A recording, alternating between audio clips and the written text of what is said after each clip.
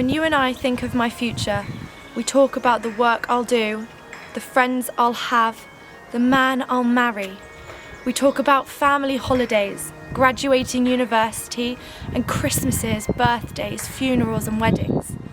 I want your day to be as perfect as mine, you say. Perfect place, perfect flowers, perfect man. I don't think you understand why that leaves such a bitter taste in my mouth, as though the picture is incomplete, like there's something missing, like the world is closing in on me and I can't breathe. I wonder if I'll ever have to tell you, or if you'll have to wait until that day comes, when you look down the aisle and in that moment understand why, instead of there being one bride at the altar, there are two.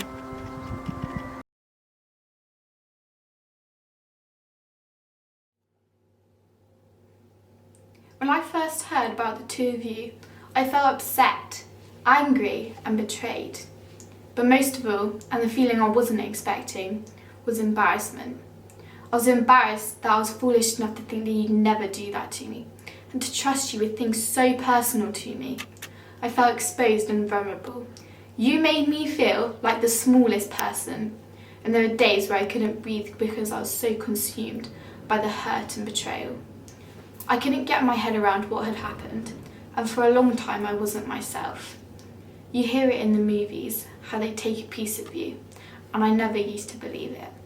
I even pitied them for being so weak. But it happens, and it happened to me.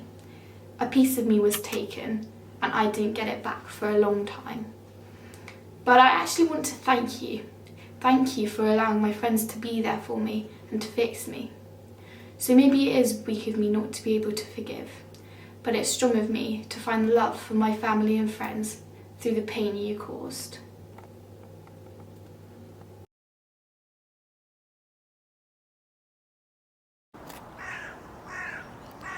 When you said I love you, I would say, I love you too.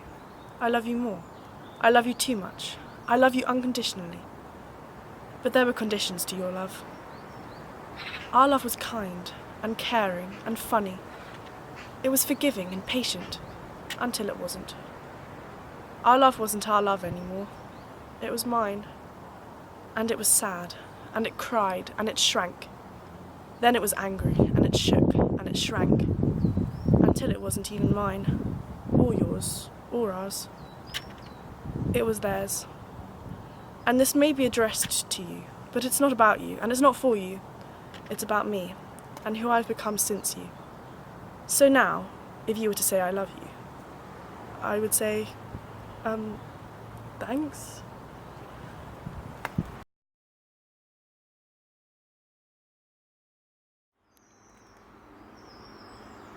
I don't really know how to tell anyone, and the few attempts at trying to get the way I feel across are either misunderstood or disregarded. It's been years and I still can't come to terms with my parents being divorced and my family divided, with the fact my dad is capable of violence and harming those he's supposed to love and protect. I can't say to the people I'm supposed to be able to confide in, I was abused, because it's not taken seriously, or people will assume I'm too fucked up and don't want to be friends with someone with so much emotional baggage. I can't bring myself to tell my own therapist that I don't love my dad and don't want a relationship with him. I can't tell anyone that I'm forced into situations which leave me feeling vulnerable and pushed around. I'd hoped that going through what I'd gone through would make me a stronger person, but I'm still as unable to say no and struggle to put myself and my needs above others because I'm too scared of the reaction I might get. Every time I drink, I get flashbacks to being abused. Every time I'm shouted at, I expect physical pain to follow. But no one can possibly understand, which is not their fault, but it leaves me isolated. I can't say to my dad that I don't want to see him anymore, and I actually feel better when I don't see him for a while because of course that will upset him. I can't tell my mum because she feels guilty and blames herself for being complacent. I can't tell my sister because she knows that not having a relationship is too complicated and creates collateral damage for everyone else. And I can't tell my friends because they just can't empathise and I'd probably freak them out. So I just leave it unsaid.